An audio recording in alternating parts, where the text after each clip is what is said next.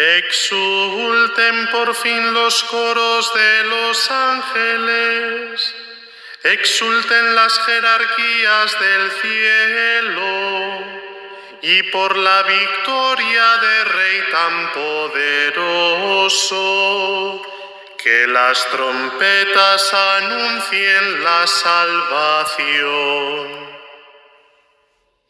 Goce también la tierra inundada de tanta claridad, y que radiante con el fulgor del Rey eterno, se sienta libre de la tiniebla que cubría el orbe entero.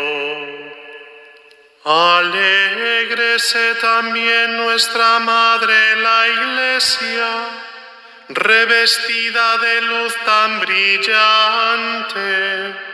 Resuene este templo con las aclamaciones del pueblo.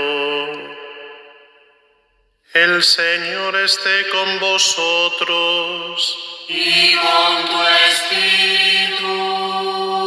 Levantemos el corazón.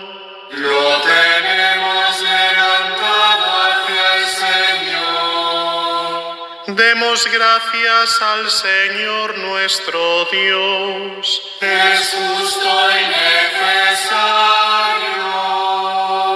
En verdad es justo y necesario aclamar con nuestras voces y con todo el afecto del corazón a Dios invisible, el Padre Todopoderoso, y a su único Hijo, nuestro Señor Jesucristo, porque Él ha pagado por nosotros al Eterno Padre la deuda de Adán, y derramando su sangre, canceló con misericordia el recibo del antiguo pecado.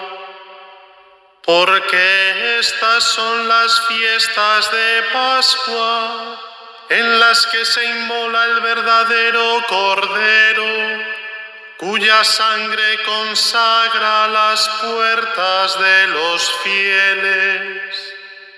Esta es la noche en que